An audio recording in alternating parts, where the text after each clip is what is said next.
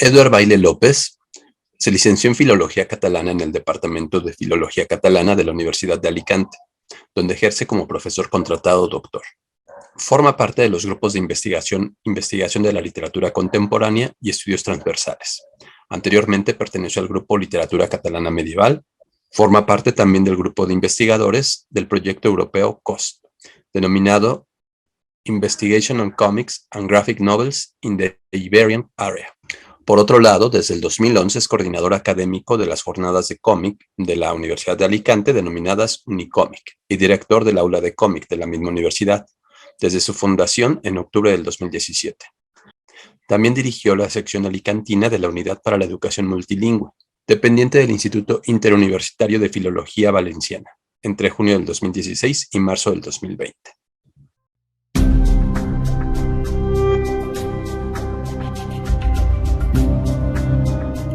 Muy brevemente. Bueno, pues buenas tardes o buenos días, dependiendo de en qué uso horario se encuentre el espectador. Antes que nada, pues agradezco al entrevistador y promotor de este canal de YouTube de entrevistas, Aarón Pedraza, que ha tenido a bien de invitarme y pasar a formar parte de este elenco de entrevistados, de los cuales no voy a mencionar ninguno porque seguramente me dejaría muchos. Solo mencionaré, por lo que he visto, está mi compañero José Rovira. Si habéis visto algunas entrevistas anteriores, pues seguramente algunas cosas se repitan o se maticen, etcétera. Bueno, soy Eduard Baile, soy profesor de la Universidad de Alicante, en España.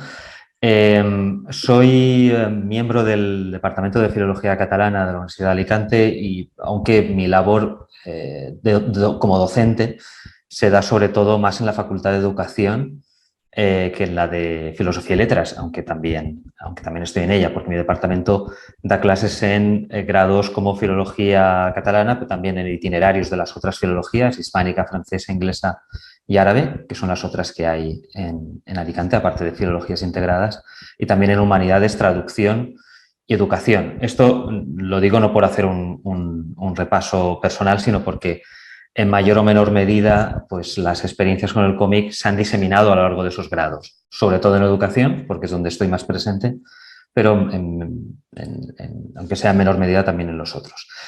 Y bueno, como ya se puede deducir, formo parte del grupo Unicomic, que en realidad es una asociación juvenil en origen. Lo que pasa es que algunos hace mucho tiempo que dejamos de ser jóvenes o no tan jóvenes.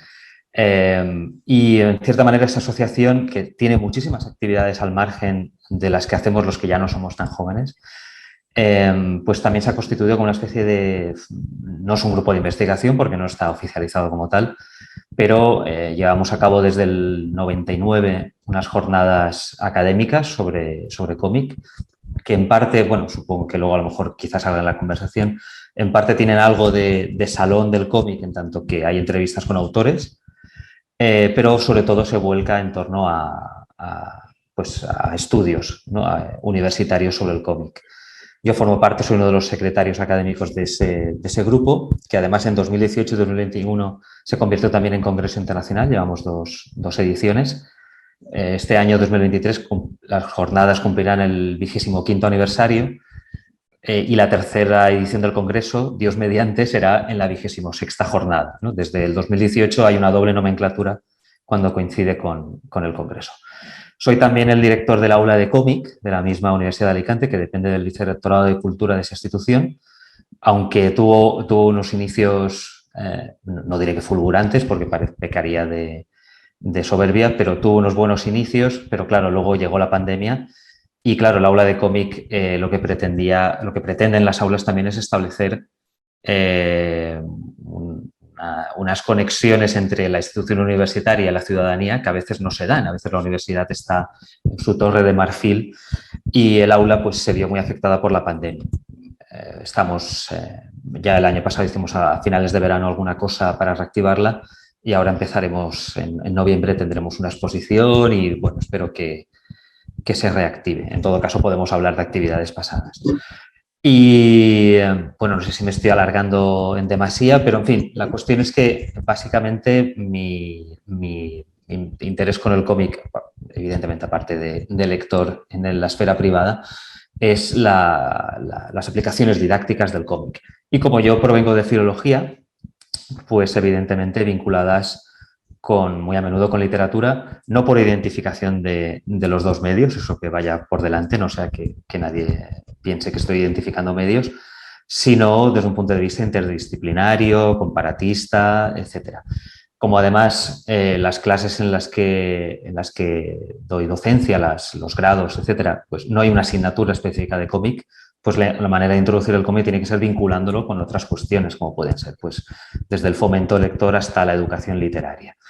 Y luego, no lo considero una línea aparte, pero dentro de esa línea también de introducción en las aulas, pues también hay cuestiones vinculadas pues, con temas de memoria, me interesa también estudios culturales, lo que tiene que ver también con inclusividad, ¿no?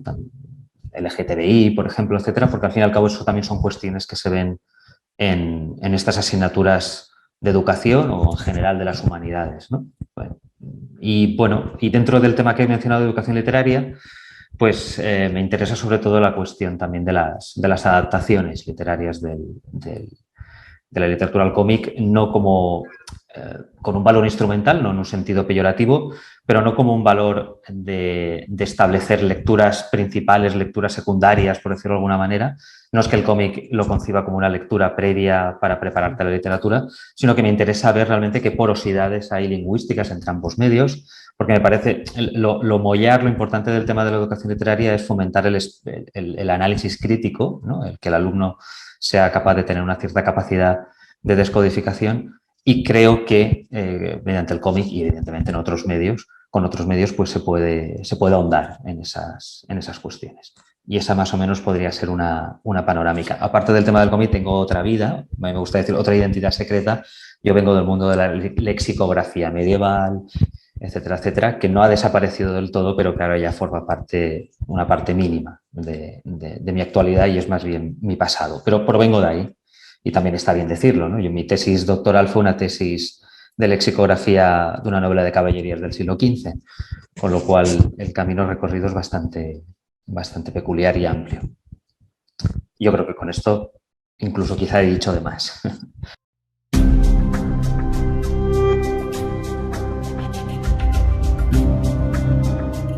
Bueno, es una pregunta compleja, que daría pie a casi una charla por sí misma. A ver, aunque no es la pregunta que me ha hecho directamente, este tema de la desconexión que pueda tener a veces la academia, claro, creo que también uno tiene que saber, igual que hay registros lingüísticos y no hablas igual en un contexto o en otro, creo que también hay que saber modular el discurso académico en función del contexto donde te encuentres. Con el mismo alumnado, yo como he tenido alumnado de educación, he tenido alumnado de filología, por ejemplo, muchas veces, si hablo de literatura, el discurso tiene que ser muy diferente porque uno es un alumnado supuestamente especializado o en vías de especializarse y en el otro caso no.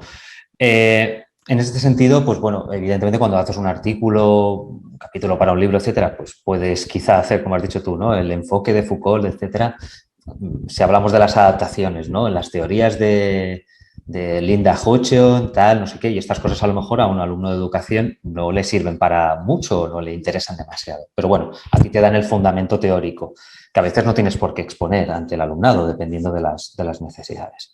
Entonces, cuando, bueno, pues referente al alumnado de educación, hay eso que se denomina los centros de interés pues, del alumnado, creo que es lo que hay que intentar hacer primar, aunque tú también puedas hacer de mediador. Es decir, hay que también atender, no es tanto los cómics que a lo mejor a ti te gustaría introducir o con los que te gustaría trabajar, sino aquellos que realmente tienen que funcionar en el aula, que no necesariamente son los que más te interesen a ti, o sí, puede coincidir. En todo caso, estar abierto a las necesidades del alumnado o cuál es su contexto también sociológico, económico, etcétera. Bueno, esto no era exactamente la respuesta a la pregunta, pero era por contextualizarlo un poco. Respecto a qué interés tiene, bueno, no quiero entrar en tópicos, pero al final se entra, ¿no? Todo esto, tú mismo estabas variando un poco cómic, narrativa gráfica. Aquí tradicionalmente decíamos tebeo, Hay gente que piensa que realmente son términos antagónicos y ya cuando entramos en la novela gráfica, en fin, no vamos a entrar en ese campo de batalla conceptual porque es un poco complejo, pero me valgo de lo de la novela gráfica sin ánimo de polémicas. Si consideramos que, no sé, en los últimos 15, 20 años ha habido una confirmación de algo que en cierta manera ya existía, una consolidación de una cierta libertad formal y autoral y temática, etcétera, pues creo que ahora sí que hay, y con una cierta facilidad de acceso, no solo en una... Antes pues, uno compraba cómics básicamente en un kiosco y ahora en los kioscos ni siquiera venden cómics, ¿no? Pero no solo en las librerías especializadas, es fácil encontrar una librería generalista cómics. Entonces, creo que el estado de esa narrativa gráfica es positivo en tanto en que es relativamente fácil poder encontrar ítems, poder encontrar cómics que apelen a esos centros de interés del alumnado. Es decir, por ejemplo, si yo en la Facultad de Educación, en el grado de Educación Infantil, no sé exactamente qué paralelismos hay con donde tú trabajas, Aarón, pero bueno, si alguna cosa no se entiende bien, lo comento, ¿no? De educación infantil, es decir, los futuros docentes de niños de hasta 6 años, pongamos por caso, y me encuentro con que, por ejemplo, la inmensa mayoría es un alumnado femenino, muy a menudo, que está preocupado por cuestiones de teoría de género, cuestiones de inclusividad, pues creo que ahora es un momento interesante porque hay una mayor visibilidad que había antes de autoras o de temáticas en que se puedan trabajar precisamente estas cuestiones de género. Si subo un poco más y me dirijo a alumnado de educación primaria y se abren las posibilidades temáticas porque trabajarán con alumnado de mayor edad, pues también igual podremos atender a muchas cuestiones temáticas. Tú antes mencionabas el tema de la historia. A mí no me interesa tanto la historia, sí, evidentemente sí, pero me interesa más la cuestión de la memoria en el sentido de, por ejemplo, de tratar cuestiones cívicas. No pretendo sustituir la investigación historiográfica, sino creo que la memoria evidentemente tiene una base de apoyo en los datos históricos, pero se trata de otra cosa, se trata de reflexionar cívicamente, ideológicamente. A mí no me asusta hablar de ideologizar en el aula, es que claro que se ideologiza, y si dices que no ideologizas, es que lo estás haciendo ya. Entonces, bueno, yo creo que hay una serie de cuestiones, pues como la que te puedo haber mencionado, ¿no? de inclusividad, de feminismo, de memoria, etcétera, que se tienen que llevar al aula, y creo que ahora es la oferta de novela gráfica, si convenimos en mantener ese término, pues da pie a poder buscar obras que puedan interesar al alumnado, ¿no? Y no quedarnos únicamente, aunque yo los consuma también en los productos, digamos, de franquicia, ¿no? Por decirlo de alguna manera. No sé si me preguntabas también concretamente por la escena española. Yo creo que precisamente entre los autores españoles creo que es un momento bastante positivo. No estoy hablando en términos de industria, que este es una eterna polémica también y un tema de lanzarse cosas a la cabeza en España. Que una cosa es que los autores en España vivan bien o mal de lo que producen, que entiendo que en la mayoría de los casos no pueden vivir solamente de lo que producen, porque seguramente se vende bastante menos de lo que no pensamos, pero se publica mucho, se publica bastante. Yo ahora no recuerdo cuándo exactamente, pero perfectamente alrededor de 200 novedades al mes en España puede haber. Evidentemente muchas son de franquicia, pero ahora ya estoy diciendo por decir. Sé que alrededor de 200 novedades sí que hay porque es lo que suelen decir los informes de TVOsfera. Pero vaya, ayer mismo pasé por una librería especializada y perfectamente quizá 25 o 30 obras las podemos calificar de autorales, y por lo tanto hay mucha oferta.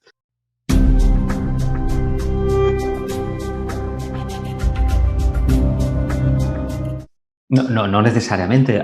Antes se ha aludido a ello. Evidentemente, si planteas... Aquí en España se repite muy a menudo, hay mucha gente. Yo no lo viví en primera persona, pero se repite mucho que hubo en su momento una campaña pública, aquello de donde hay un TVO, mañana habrá un libro, ¿no? Evidentemente, no es lo que quiero transmitir cuando hablo de adaptaciones. Como te he comentado antes, entiendo la adaptación como una obra que también tiene su valor autónomo.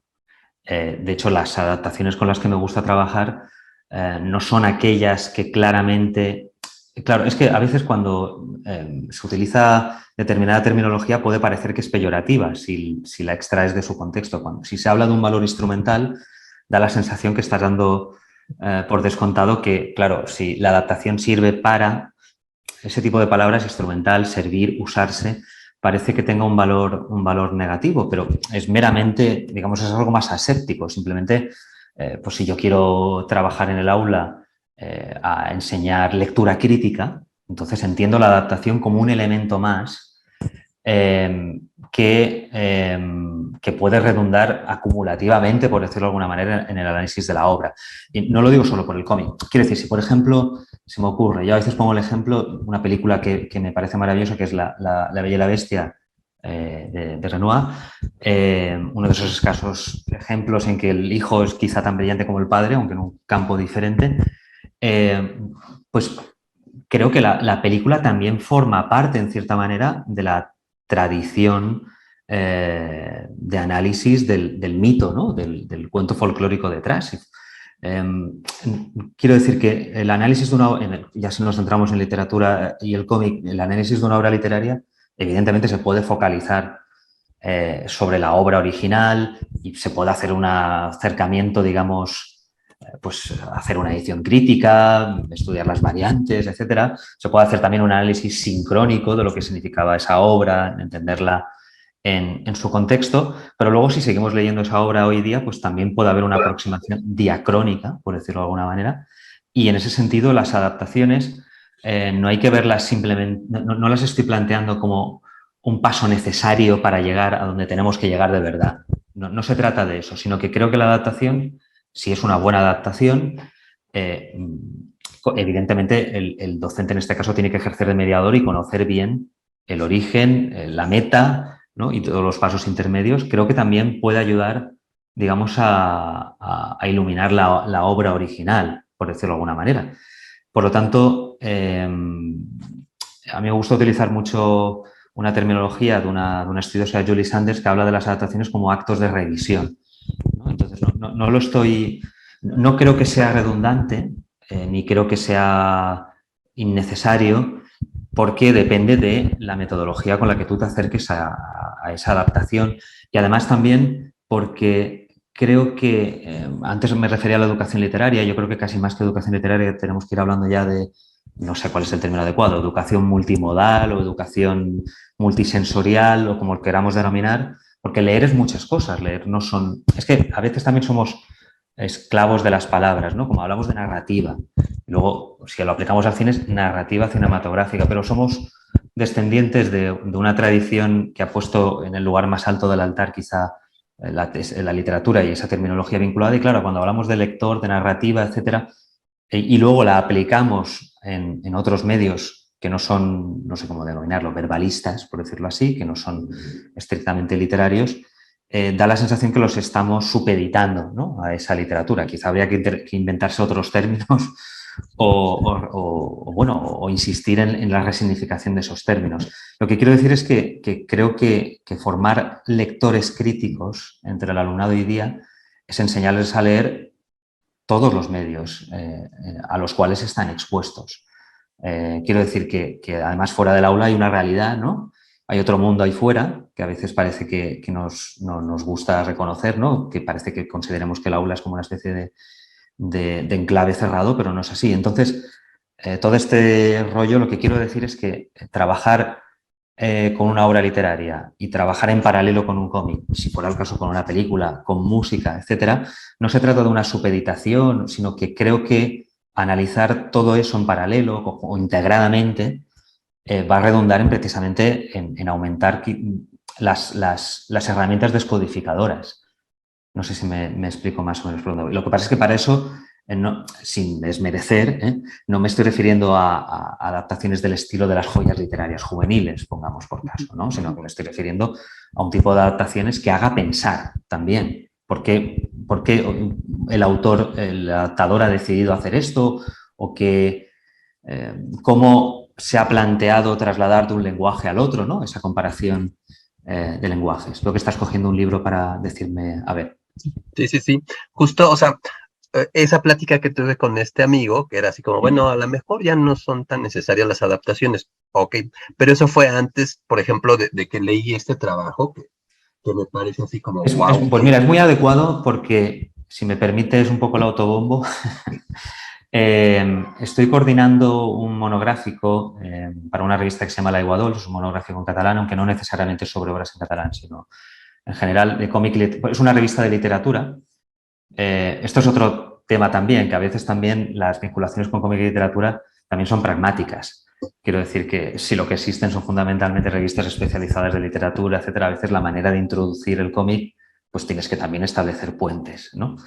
Entonces esta revista me pidió coordinar un monográfico que espero que salga pronto, están todos los textos entregados, y me viene al caso porque el artículo que abre el monográfico es sobre esta obra, es de Jordi Cañissà, que es un investigador que ha hecho un libro, por ejemplo, sobre Raz, el autor de Bruguera, creador de Sir Timoteo, etcétera, entre muchas otras cosas. Ya coordiné yo un monográfico hace unos años en otra revista en que hacía un artículo sobre Jacques Tardy, adaptaciones de Jacques Tardy, que tiene muchas adaptaciones de género negro. Y, bueno, pues hace un análisis a partir de los supuestos teóricos de Thierry Gronstein, todo esto de la solidaridad icónica y el cierre, etcétera, etcétera. El libro de Thierry Gronstein, Kiko Saez Adana, uno de tus entrevistados, lo acaba de editar en castellano por primera vez. Y bueno, lo que hace Cañissà es analizar este cómic, que es una adaptación de una obra literaria, pasándola por el filtro de esa teoría. Y bueno, pues es un ejemplo, ¿no? Ese artículo, a partir de esa obra que me has señalado, de una obra que no es un escalón previo a la obra literaria, sino que es ya un artefacto autónomo. Y en todo caso, lo que yo planteo es utilizar, pues eso, el comparatismo para iluminar el uno al otro, que se enriquezcan mutuamente.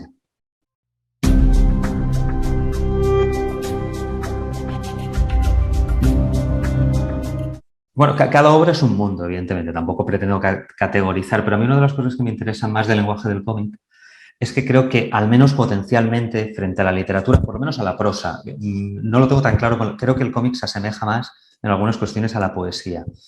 En el sentido que una de las cosas que más me interesa del cómic es la potencialidad que tiene para digamos, la inferencia, ¿no? Todo esto del espacio entre viñetas o el hecho de que cuando pasamos de una viñeta a la otra, en realidad hay un salto de información que es el lector el que lo está completando, porque no son fotogramas. Bueno, evidentemente se puede aplicar una narrativa cinematográfica también al cómic, por eso cada obra es un mundo, pero potencialmente creo que el salto de información que hay cuando lees un cómic implica que el lector complete el sentido del texto con más intervención, ¿no? Creo que el lector es más necesario a veces que en la literatura, pero claro, si entramos ya a prosa poética, claro, es que depende, ¿no? Si lo comparamos con una narrativa decimonónica tipo Benito Pérez Galdós, pues sí, ¿no? Pero si hablamos de Kafka, pues a lo mejor está más cercano al cómic en ese sentido de la inferencia. Bueno, estoy diciendo cosas por decir un poco, pero es lo que más me interesa. Entonces, una de las cosas que encuentro interesantes en las adaptaciones es ver cómo se resuelve el hecho de que en la literatura es posible o es más frecuente quizá precisar lo que ocurre o lo que se quiere describir porque tienes que utilizar la palabra, sí o sí, aunque también puedes jugar con la disposición, en fin, porque evidentemente hay literatura de vanguardia. Y en el cómic quizá es más posible que el autor deje de hacer para que sea el lector el que haga, ¿no? Que en realidad el autor, cuando deja de hacer, también está llevando a cabo una acción, porque hay que saber también cuándo parar y cuándo dejar que sea el lector el que se decida. En el cine también puede ocurrir algo similar, lo que pasa es que me parece más interesante en el sentido que en el cine, al fin y al cabo, hay un montaje y la lectura está dirigida, ¿no? Y en cambio, en el cómic, evidentemente hay un autor, pero es el lector, por decirlo de una manera sencilla, el que pasa la página, ¿no? El que decide el ritmo y el que marca un poco cómo completar esos espacios. Al fin y al cabo, pues, no deja de ser todo aquello de Umberto Eco y de la ópera aperta y del completar el sentido de Roland Barthes, etcétera, etcétera. Creo que el cómic, al menos potencialmente, es interesante en ese sentido. Y si buscamos adaptaciones, como puede ser el caso de la que tú has expuesto,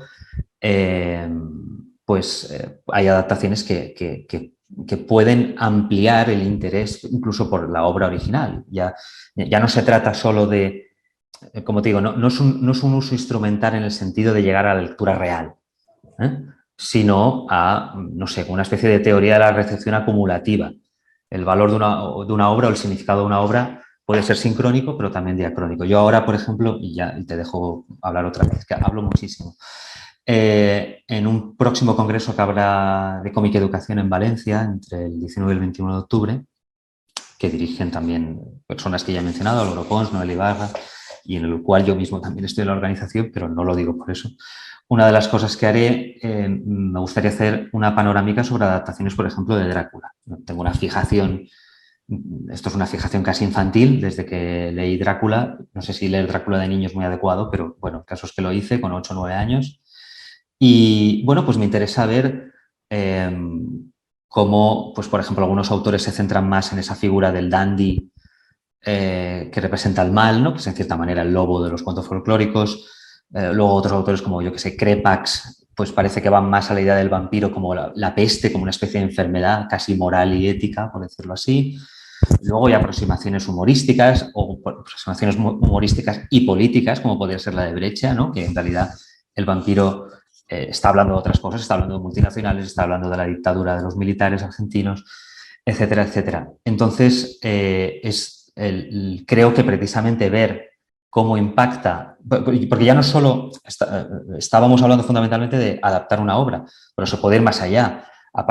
En algún momento dado, algunos personajes de obras tienen incluso vida propia y ya no es que se adapte una obra, sino que se convierten en arquetipos y lo que se está adaptando es el arquetipo o alguno de los motivos literarios de esas obras. Eso también me parece interesante.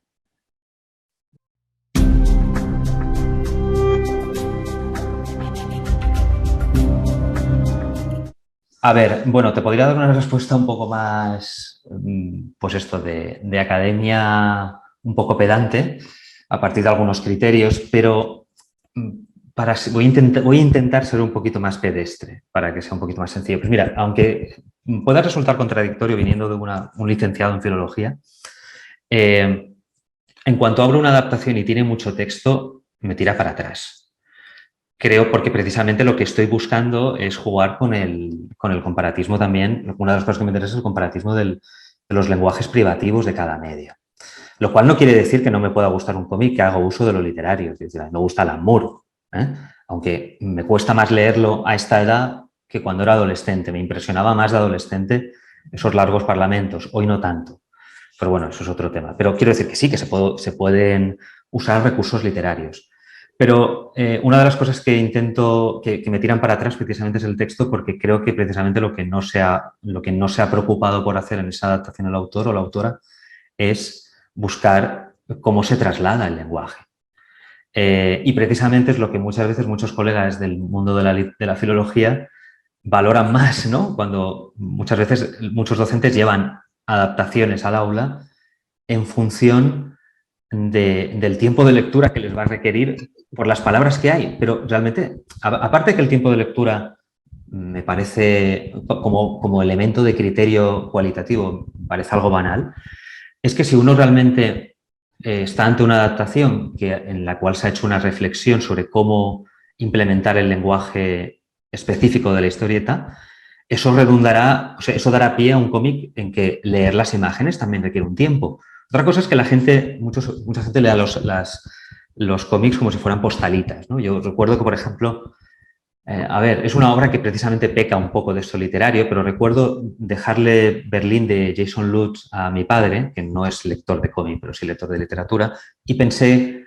que, bueno, que el tema este de la República de Weimar, etcétera, le podría resultar interesante, ¿no? Y él me comentó, es que es como leer una novela con dibujos. Tiene algo de razón, porque Jason Lutz cae un poco en eso. Pero también eso le pasa porque él no estaba leyendo un cómic, estaba leyendo las palabras y dejando pasar los dibujos delante de sus ojos. Bueno, por lo tanto, un primer criterio, sin hacerlo muy, muy complejo, sería pues menos texto, pero en el sentido que observar si realmente ha habido una reflexión por adaptar cuestiones lingüísticas de lenguaje literario lenguaje historietístico. Otra cuestión que me interesa también, pues creo que también hay una excesiva veneración a la fidelidad, que podría ser otro tema. Evidente, y con esto sigo conectando con lo que me has dicho antes. Tampoco me interesa necesariamente que sea la adaptación más fiel posible, entendiendo por fiel, esto es otro tema, claro, la gente entiende por fidelidad también la reproducción mimética, y eso no es necesariamente más fiel. Quizá podremos decir la mejor adaptación no me acuerdo cómo se ha traducido en castellano, el Heart of Darkness de Joseph Conrad, podría ser algunos fragmentos de Apocalypse Now, ¿no?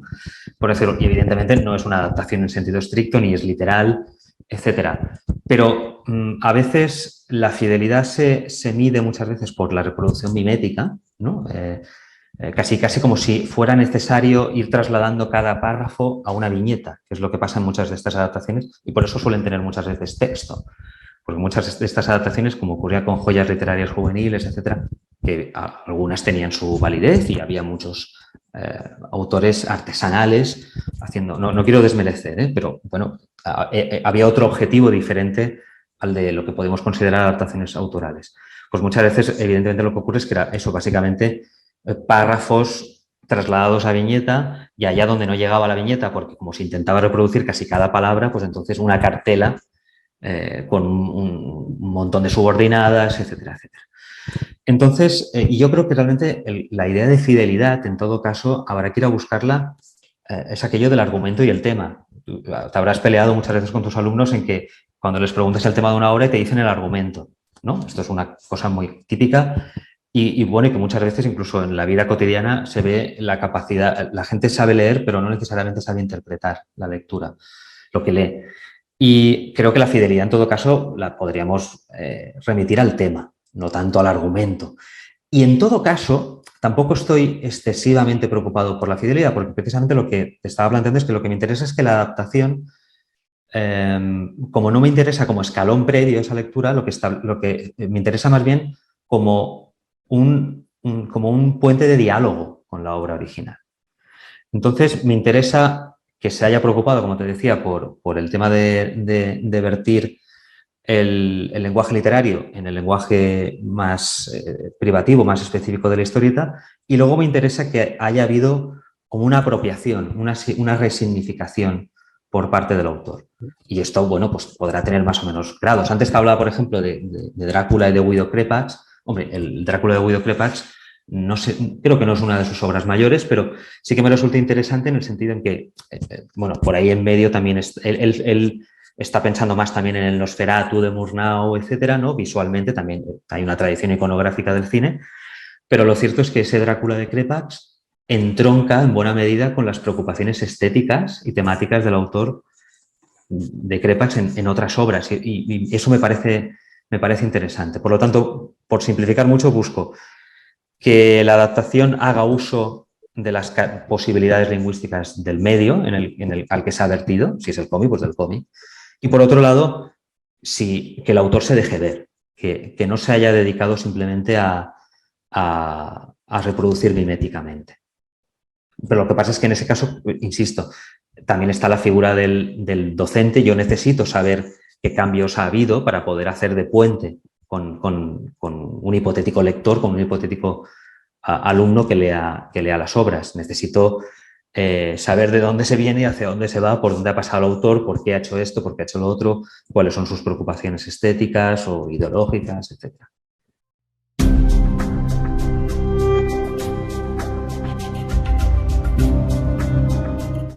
Bueno, 3 títulos internacionales. Bueno, dando por descontado, vamos a dar por hecho que el alumnado lo aceptara, ¿eh?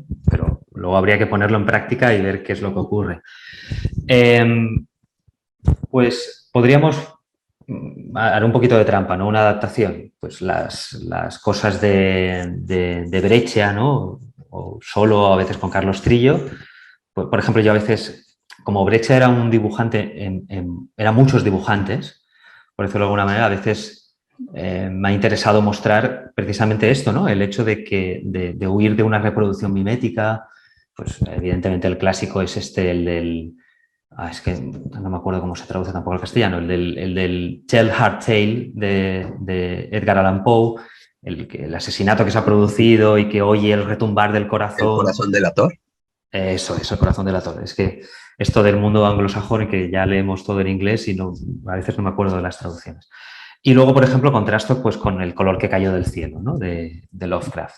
En un caso es casi el corazón del Ator, si te acuerdas, imagino que sí, como es la adaptación, aquello es por utilizar terminología musical, es casi como una especie de staccato, ¿no? Te estás imaginando un violín como si fuera Psicosis, ¿no?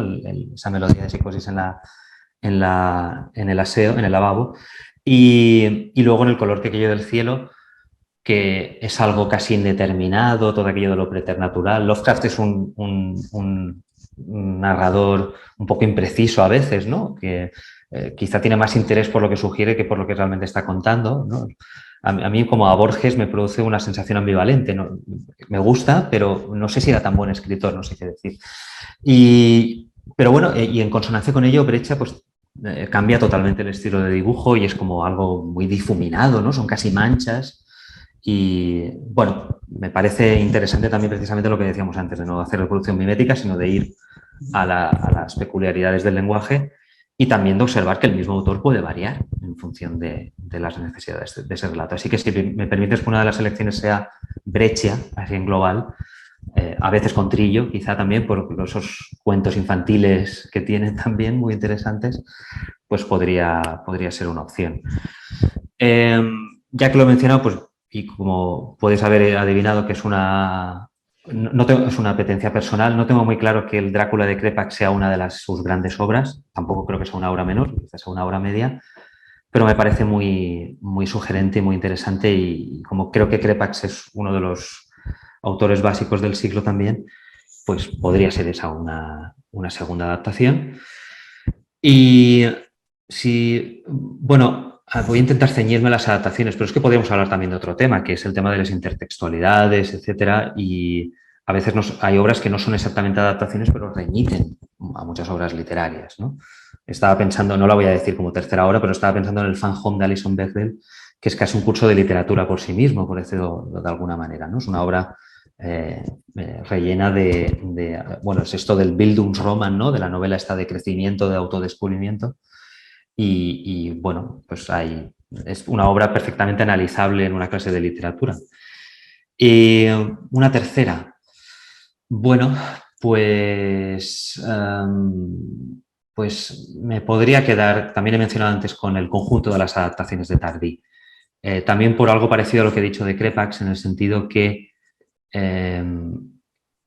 esas adaptaciones que son muchas veces de Manchet, que es un autor francés del polar francés. El polar es el término que ellos utilizan para, pues como los italianos, el giallo, ¿no? Es el noir, el género negro. Jean-Patrick Manchet es el novelista de muchas de las adaptaciones de Tardí, no únicamente. Y me resulta también interesante en el sentido de cómo Tardí integra esas adaptaciones de manera muy natural con el conjunto de sus obras, ¿eh? Y igual que sus obras sobre la Primera Guerra Mundial son un fresco, ¿no? de esa Europa del 14 al 18, pues también sus adaptaciones son un fresco de esa Francia de los años 60, 70, etc. Me quedo con esas tres. He hecho un poco de trampa, porque he dicho autores completos, pero un poco en conexión con lo que te decía antes, de intentar buscar un sentido mayor, que la adaptación no sea una mera excusa.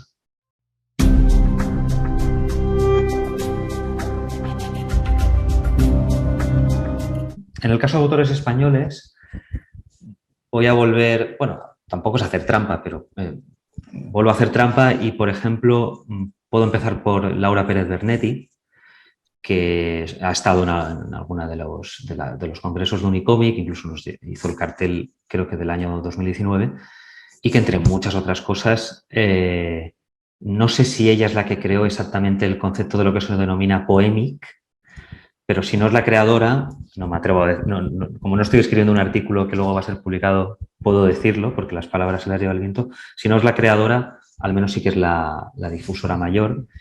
En fin, pues ella ha hecho adaptaciones de varios autores, entre ellos yo lo diré, se me ha ido el nombre ahora.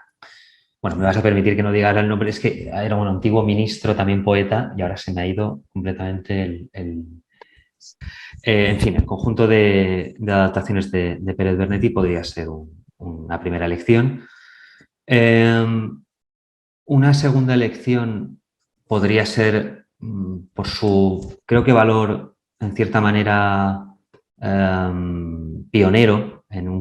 A principios de los 80 está la adaptación de la Odisea de Pere Navarro y me parece interesante porque es una adaptación que intenta ser no mimética como las de Joyas Literarias Juveniles. Si no recuerdo mal, es del año 83. A ver si la encuentro por aquí para...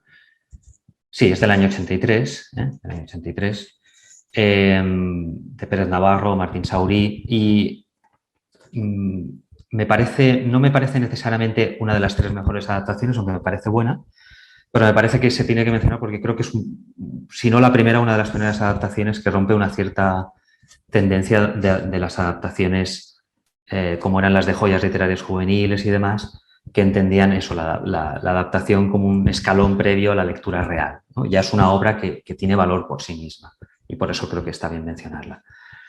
Y luego voy a tirar un poco para casa, pero también creo que merecidamente, por un autor alicantino, que es Pablo Auladell, y que es un autor muy importante también en el mundo del arte ilustrado, y que tiene la adaptación del Paraíso Perdido de John Milton, es una obra, él ya nos lo explicó en alguna ocasión, esa obra tuvo una génesis muy compleja, no nace de un deseo propio, nace de un encargo, etcétera. Y no sé si al final acabó siendo una especie de carga de Sísifo para Pablo, por lo que le supuso de trabajo durante mucho tiempo y de problemática para sacarlo adelante y demás, pero adaptar una obra como la de John Milton, un canto teológico casi, al cómic y hacerlo de manera satisfactoria me parece muy, muy interesante. Así que me quedo con esas 3. Los poemis de Laura Pérez Bernetti, la Odisea de Pérez Navarro y Martín Saurí, por lo que tiene de pionera, no la única, una de ellas, porque a lo mejor alguno podría hablar también de Hernández Palacios, que tiene también lo del Cid y demás, pero creo que esta es la que mejor cumple lo de alejarse de aquel modelo narrativo de las joyas literarias juveniles. Y luego El Paraíso Perdido de Pablo Auladell, porque es un monumento, ¿no?, en sí mismo.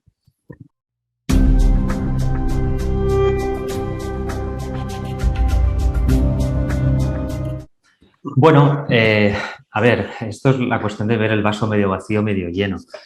Claro, si yo pienso en hace unos cuantos años, las cosas han cambiado mucho. A ver, aparte del Congreso de Unicomic, ha habido varios congresos. Está el de Zaragoza, por ejemplo. No sé si has entrevistado a Julio Gracia Lana, por ejemplo. Llevan 3 ediciones. Hace poco hubo un congreso en Madrid, Comics in Dialogue, en el cual, por ejemplo, entre muchos otros están vinculados Gerardo Vilches, que creo que sí que lo has entrevistado, Roberto Bartual, etcétera. Y bueno, y otros, por no perderme, ¿no? También hubo hace muchos años el del Instituto Franklin, en el 2011, que estaba Kiko Sáez Adana, que sí que recuerdo que también lo has entrevistado. Esto es lo que te decía antes de empezar la entrevista, que son gente que conozco, ¿no? Entonces, en ese sentido, parece que sí que hay una cierta estabilidad o vamos camino de la estabilidad, en el sentido que sí que se producen congresos. Es verdad que muchos son primer congreso y no siempre hay un segundo congreso, pero bueno, se producen bastantes. Y luego jornadas más pequeñas también hay. Bueno, en nuestro caso Unicomic además no solo está vinculada a la Universidad de Alicante, también está vinculada a la Universidad de Valencia, con gente como Álvaro Pons, por ejemplo, Noelia Barra, y la Universidad Clermont-Auvergne, donde está la hispanista Viviana Larí. Yo mismo estoy en un proyecto europeo que es sobre el cómic iberoamericano, incluye también el portugués, etcétera, que está en torno a la Universidad Clermont-Auvergne y cuya IP, ¿no?, cuya investigadora principal es Viviana Larí.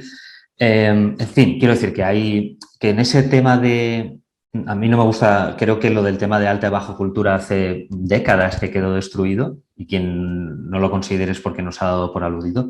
Pero bueno, para entendernos, en el tema de la alta academia sí que veo claro, por decirlo de alguna manera, pero claro, es este tema que decíamos antes. En el tema de escribir cosas que leemos un pequeño núcleo de especialistas, sí que creo que la cosa está, si no consolidada, bastante avanzada. También en el caso español también hay ya revistas específicas, aparte de la propia Teosfera, que nació como base de datos, pues está Cuco, Cuadernos de Cómic, que es de fundaron Gerardo Vilches y Octavio Beares, al cual te habías referido antes de la entrevista, y que ahora está Kiko, Saed Adana también en la dirección. Está la revista Neuróptica, que rescata una antigua revista de Alta Riba y que ahora lleva Julio Gracia, etcétera, ¿no? Y bueno, y en otros países europeos, hablo de lo que conozco más en el ámbito español. Pero claro, eso es una vertiente, y como estamos hablando precisamente del tema docente, otra vertiente es eso cómo penetra en las aulas, ¿no?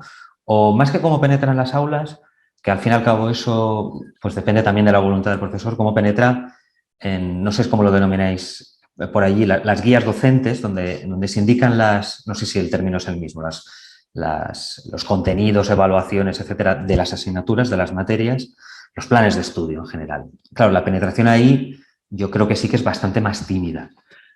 Puede haber a lo mejor iniciativas complementarias. Yo mismo, junto con, por ejemplo, José Rovira, y otras personas, pero yo comparto docencia con José en un máster que hay en la Universidad de Valencia de cómic y educación, que dirigen Álvaro Pons y Noelia Ibarra, que mencionaba antes. Y que depende porque ahí hay una cátedra del cómic. Ahí hay una aula del cómic porque hay una cátedra del cómic en colaboración con la Fundación SM, ¿no? La editorial SM, que tiene su fundación. Este tipo de cosas sí que tienen también, ahora acaban de hacer la primera edición de un diploma de traducción y cómic. Pero claro, otra cosa es que, por ejemplo, por ir a mi caso particular, en filología catalana, por ejemplo, o estudios catalanes o lo que sea, y lo mismo da para estudios hispánicos, estudios ingleses, etcétera, pues no sé si ahora mismo, no voy a decir que no exista para no pillarme los dedos, pero no sé si existe una asignatura de cómic, por ejemplo, ¿no? Por ejemplo, en mi departamento pues sí que existe una asignatura de literatura y cine, pero no existe una de literatura y artes plásticas, podríamos decir, por no decir cómic, por lo menos literatura y artes plásticas, y que de ahí de alguna manera pudiera penetrar. Entonces, creo que son dos cosas diferentes, que la penetración en el ámbito académico sí que está bastante más consolidado en cuanto a la investigación, pero en la docencia sí que, a ver, también están vías de consolidación en el sentido de que, como has podido comprobar con las numerosas entrevistas que has hecho, hay muchas personas que lo hacen, pero no dejan de ser, más que un movimiento colectivo, parece que son muchas individualidades haciéndolo al mismo tiempo, pero que todavía no falta porque penetren planes de estudio, fundamentalmente, y que se den por aludidos, ¿no? en el Ministerio de Cultura, etcétera. Yo, por ejemplo, en mi departamento soy el único que estudia sobre cómics, somos 60 profesores, soy yo el único que lo hace así. No significa que la gente sea contraria, ni mucho menos, pero pues no, es una cosa mínima. Y yo el uso que hago del cómic en diversas asignaturas no forma parte de las líneas de las guías docentes de las asignaturas, sino que está, digamos, introducido de una manera más, no sé cómo decirlo, no es marginal la palabra, pero es más que nada, está introducido, digamos, metodológicamente. Si tenemos una asignatura en la que, por ejemplo, se puede hacer una práctica de club de lectura, pues hago que sean cómics, ¿no? Los elementos de lectura de ese club. O si hay que trabajar cuestiones de análisis. Por ejemplo, en educación sí que se estudia, sí que están introducidas, sí que aparecen los álbumes ilustrados, por ejemplo, en los planes de estudio. Pues se puede jugar también a estudiar las líneas fronterizas entre lo que es un álbum ilustrado, lo que es un cómic, que no siempre es muy sencillo de delimitar, ¿no? En fin, en resumen, perdona, que te hago respuestas muy largas y a lo mejor es excesivo. En resumen, creo que en la parte puramente de investigación, si no una vía consolidada, sí que está en ello, digamos, pero en la penetración en las aulas creo que todavía responde mucho a francotiradores, por decirlo de alguna manera. Lo que pasa es que cada vez te encuentras a más francotiradores y es más sencillo, pero falta todavía una red, digamos, institucional, más institucionalizada, por decirlo así.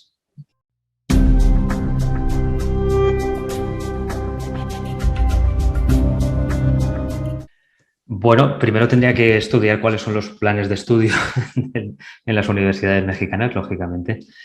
Y luego, bueno, no es mi caso, yo no no soy un especialista, pero José Rovira, quizás sí que hablaste de esto, no sé porque no he visto algunos fragmentos de la entrevista, pero no enteros.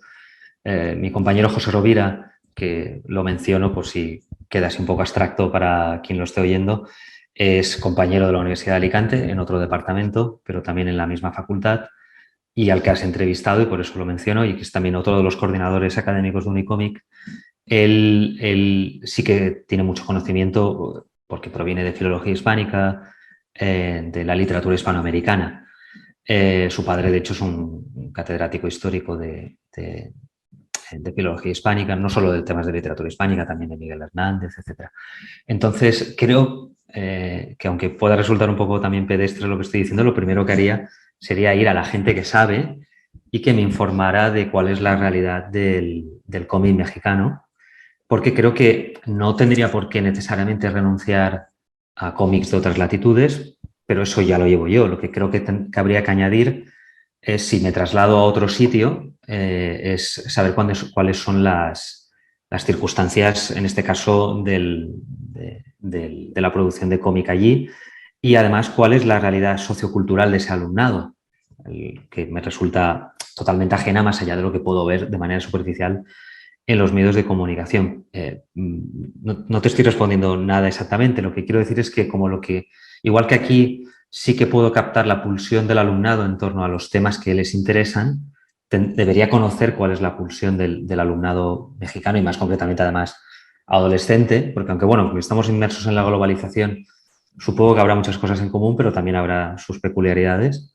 Y a la hora de trabajar con cómics en el aula, esos serían los dos ejes, saber cuáles son los intereses de ese alumnado en función de su contexto socioeconómico, sociocultural, y luego ver también qué obras hay en ese entorno de historieta mexicana que quizá puedan conectar con ellos de manera más directa. ¿Cuáles son sus hábitos de lectura, en definitiva? Pero como no lo sé, no te puedo decir respuestas más concretas, claro. En realidad, para desarrollar determinadas cuestiones, como puede ser, por ejemplo, el estímulo por la lectura, en realidad hace falta ir mucho más allá de la escuela. Yo no me hice lector por la escuela, yo ya era lector en casa porque imitaba a mi padre, pongamos por caso. Entonces, bueno, pues el docente llega también hasta donde llega. Simplemente que, bueno, es mi trabajo y en el espacio y el tiempo del que dispongo para coincidir con ese alumnado, pues intento hacer lo que puedo, pero también hay que ser realistas, que evidentemente hay, como dices tú, hay una realidad oficial que a veces no concuerda con la del aula, porque ya digo que creo que cuando se critica a veces que, por ejemplo, en mi caso, la universidad está desvinculada un poco con la sociedad, es verdad, a veces es así, muy a menudo es así, la universidad no acaba de conectar del todo con el latido de la calle, ¿no? Por decirlo de alguna manera. No, recetas universales no hay, ni panaceas. Quiero decir, lo que yo también quiero dejar bien claro es que lo que pasa es que haces, digamos, la captatio benevolente al principio, ¿no? Cuando haces un artículo o lo que sea, y luego no lo estás repitiendo constantemente porque si no, no avanzas. Pero por descontado que estoy totalmente en contra también de este pensamiento casi, no sé cómo denominarlo, casi New Age, de que si quieres puedes conseguirlo, si lees eres mejor persona y esas cosas, ¿no? No, o sea, porque también hay este tipo de, a veces en el mundo, no sé, en México o en otros países de Hispanoamérica, pero a veces en España, en el mundo de la pedagogía, hay una cierta mentalidad poco, creo que simplista, de conceder valores casi, no sé, casi chamánicos a la educación y bueno, hay muchos psicópatas muy bien educados y muy buenos lectores. No creo que tenga que ver una cosa con la otra. Lo que quiero decir es que aquí es una cuestión meramente de pragmática. Uno entra a un aula, ve una serie de problemáticas como puede ser el escaso interés lector, pongamos por caso, o normalmente va unido, una cosa sigue a la otra, una cierta incapacidad para interpretar críticamente textos e intentas buscar vías que a veces salen bien, a veces salen mal, a veces salen bien con alguna parte del alumnado, con otros no. Y bueno, esto es una parte, evidentemente se pueden utilizar otros medios, sean audiovisuales o no, otras aproximaciones, dependerá mucho también del tipo de alumnado que te encuentres, de la ratio de alumnos que tengas en el aula, de la cantidad de alumnos, de la disciplina en la que estén estudiando, etcétera, etcétera. Por lo tanto, por eso te decía antes que yo en el fondo también soy pesimista. No estoy vendiendo esto como una especie de fórmula mágica, ni mucho menos. Lo que pasa es que creo que tampoco es conveniente quedarse en los lamentos, ¿no? Es que, quiero decir, soy muy crítico también con este tipo de conversaciones entre compañeros de departamento es que los alumnos cada año son peores, los alumnos tal. Bueno, pues puede que sí en algún caso, puede que no. Yo no, es que simplemente no entro en ese debate porque no sé a dónde lleva. Tienes un problema, intenta solucionarlo o intenta ver cómo puedes trabajar mejor con ellos. Pero no se trata de un hechizo que invoques y lo solucionas todo. Simplemente creo que hay que intentar llegar a ese alumnado, intentar estimularlos, etcétera. Y esta es una de las posibilidades, claro, como a mí particularmente me interesa el cómic, etcétera, tengo una serie de intereses también personales como lector y como investigador, pues creo que es una de las cosas que puedo. Yo no soy un experto en cine, pongamos por caso, o en videojuegos, pero otras personas que utilizan el cine o los videojuegos me parece igualmente. Y si alguien es capaz de integrarlo todo, pues me parece excelente.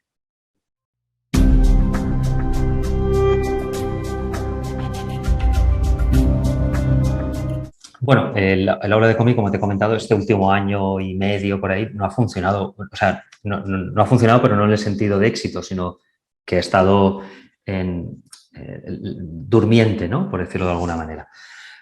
Pero ahora cuando se vuelve a activar o cuando ha estado activada, la idea es precisamente, bueno, el aula mismo, por ejemplo, en el caso de Alicante, la universidad está en un campus, no exactamente en la ciudad, está en un campus en una población a unos cuantos kilómetros.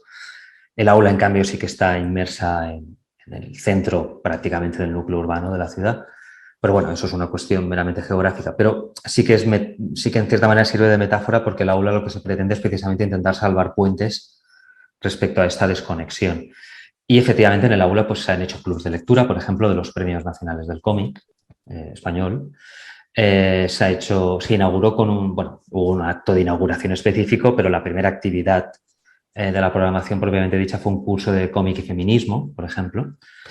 Luego ha habido, como también está, el aula de cómic depende del Vicerrectorado de Cultura de la Universidad de Alicante y también hay otras aulas, como por ejemplo el aula de cine, con la que se vincula, pues a veces se han hecho actividades conjuntas de ciclos de cine con presentación previa, ¿no? Para situar también el cómic sobre el cual se basa la película. Y luego, por ejemplo, también ha habido muchos también encuentros con autores, intentando también, no solo, pero intentando también fortalecer el vínculo local, sí, de autores pues, de la zona, ¿no? Pues, qué sé yo, y que hayan hecho incluso también trabajos, pues, por ejemplo, sobre el poeta Miguel Hernández, que es también de la zona, de Orihuela, de Alicante, etcétera. Y también una línea, digamos, quizá incluso casi, no sé cómo denominarla, de derechos humanos, ¿no? Por ejemplo, cómic sobre tema de refugiados en este caso, por ejemplo, pues no solo vinieron algún autor de cómic, sino también responsables de ONGs que expliquen por qué les parece interesante utilizar el cómic, cómo hacer difusión, etcétera. O también temas, por ejemplo, intentamos también hacer actividades que conecten con actividades tradicionales de la propia Universidad de Alicante. Todos los años hay las Jornadas del Orgullo. Entonces, cuando llegan las Jornadas del Orgullo, la aula de cómic se intenta sumar también a ello con actividades específicas. También ya lo hacíamos, el grupo Unicómic ya lo hacíamos antes de que existiera el aula, pero también pues el aula en cierta manera nace como ejemplo de ello, charlas en bibliotecas, por ejemplo. Es decir, también esta idea que no tenga que ser necesariamente el ciudadano el que vaya a la universidad o el que vaya al aula, sino el aula la que vaya a ti, ¿no? Que sea el investigador o el docente el que vaya al barrio, ¿no? Por decirlo de alguna manera. Eso, bueno, lo que pasa es que no quiero entrar en cuestiones digamos, crematísticas, pero al final, claro, también depende de estas cosas del presupuesto que hay, de la disponibilidad institucional. Bueno, a veces funciona más o menos, pero el propósito del aula básicamente es poner el pie en la calle, por decirlo de alguna manera. Hicimos una actividad en colaboración con el aula de salud. Bueno, ahora no recuerdo si se llama exactamente aula de salud o educación para la salud. Y un autor alicantino hizo un taller, también hacemos algunos talleres, hizo un taller dirigido a abuelos y nietos cuyo objetivo final del taller era hacer una especie de mini cómic, que además se hizo una pequeña impresión de ese cómic en el que se trabajaba pues, los hábitos alimentarios saludables, por ejemplo. Perdón, es que me ha venido a la cabeza que también pues, una actividad que a lo mejor no tendría una introducción fácil en el aula universitaria, pero en el concepto de aula de cómic, que tiene algo más de carácter de vinculación con la ciudadanía, es quizás su entorno más adecuado.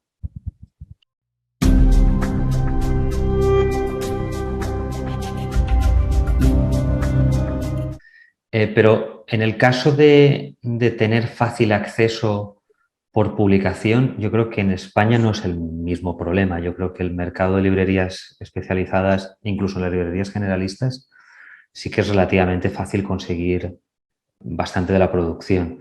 También es verdad que Alicante, a pesar de que es una ciudad... Bueno, Alicante tiene unos 330.000 habitantes. No sé si se le puede considerar una población media.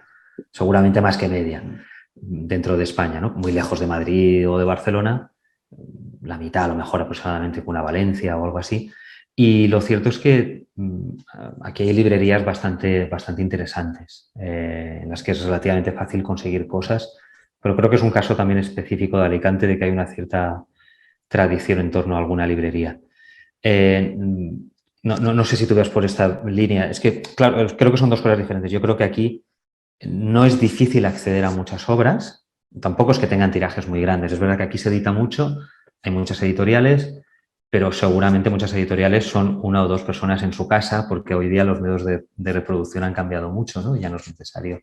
Quizá otra cosa es conseguir difusión, ¿no? O publicidad y demás. Pero creo que aquí en España es relativamente fácil acceder a las obras, si tienes dinero, claro, lógicamente, pero quizás sí que falla un poquito en algunos sitios la preocupación institucional por crear catálogo. Pero me consta que no es de manera generalizada. Por eso no me atrevo a hacer porque, por ejemplo, existe la biblioteca Tecla en Hospitalet de Llobregat, por ejemplo, que sí que es una biblioteca especializada en cómic. Por lo que he podido leer, hay bastante catálogo de cómic en muchas bibliotecas municipales en Madrid. La Biblioteca de Murcia también tiene buena cosa de cómic.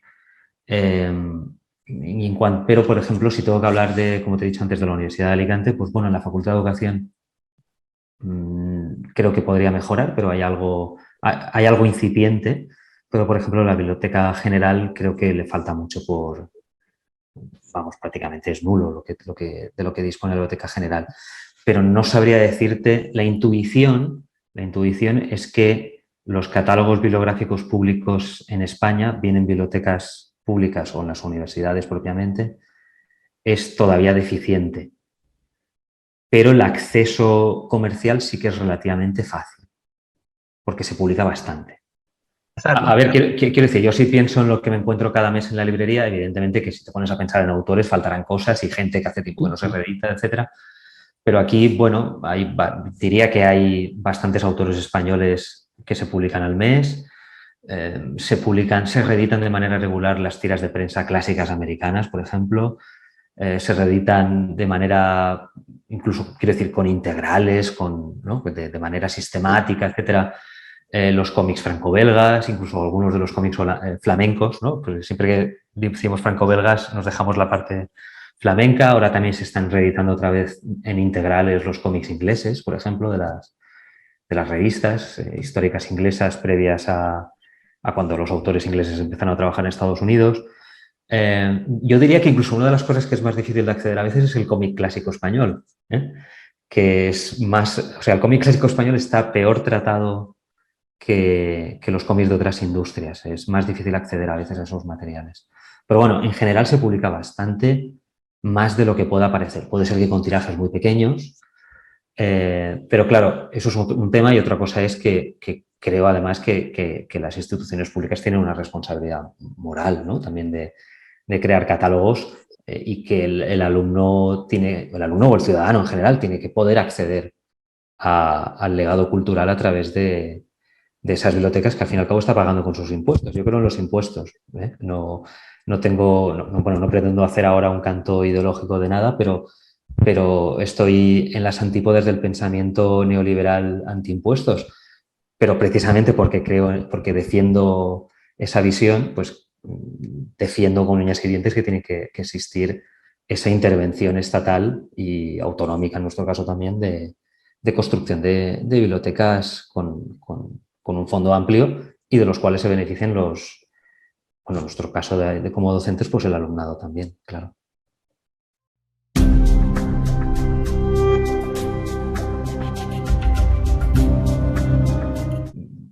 En lugar de una pregunta a mí mismo, si quieres, te la hago a ti, pero por preocupación mía.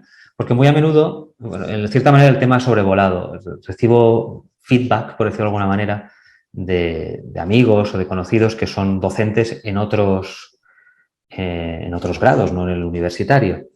Y generalmente la visión que tienen del docente universitario muchas veces no es muy positiva, ¿no? Como muy alejado de lo que luego el docente de bachillerato, infantil o primaria, lo que sea, etcétera, se encuentra. Entonces, hemos hablado un poco, pero me gustaría saber tu opinión también para, en cierta manera, también yo poder hacer una autorreflexión. ¿Consideras que de lo que tú conoces de investigaciones sobre usos didácticos del cómic y que provienen del ámbito universitario, etcétera, no son realistas, no son muy conscientes quizá del alumnado, de lo que se va a encontrar luego, el docente de instituto, ¿no? De secundaria, de bachillerato? No sé si estoy contestando. Sí, es simplemente que una de las cosas que me preocupan precisamente es que a veces estás en esta especie de pseudo atalaya con que la gente ve a la universidad, y en realidad yo a veces también estoy igual de desorientado que otras personas. Y a ver, yo acabé la carrera, fui becario, etcétera, etcétera. No he pisado más que para hacer unas breves prácticas cuando tenía 22 o 23 años, ahora tengo 42. No he pisado un instituto, o sea, no he pisado un aula que no sea universitaria en toda mi carrera profesional, con lo cual yo tengo a veces un cierto complejo farsante, a lo mejor es un poco excesivo, ¿no? Pero a veces te piden hablar también sobre qué recomendarías para lectores de bachillerato, qué recomendarías a lectores de infantil, primaria, etcétera. Y evidentemente yo puedo tener un bagaje de lecturas y una reflexión teórica, pero me falta un conocimiento real, ¿no? de haber pisado esas aulas y experimentado pues, las problemáticas que pueden experimentar los docentes que están en esos niveles. Entonces, siempre que encuentro a profesorado de otros niveles diferentes de un universitario que trabajan con cómic, me interesa indagar en esto, porque sé que hay cosas donde yo no sé llegar y probablemente esté haciendo algunas cábalas teóricas que no dejan de ser un poco castillos en el aire, ¿no?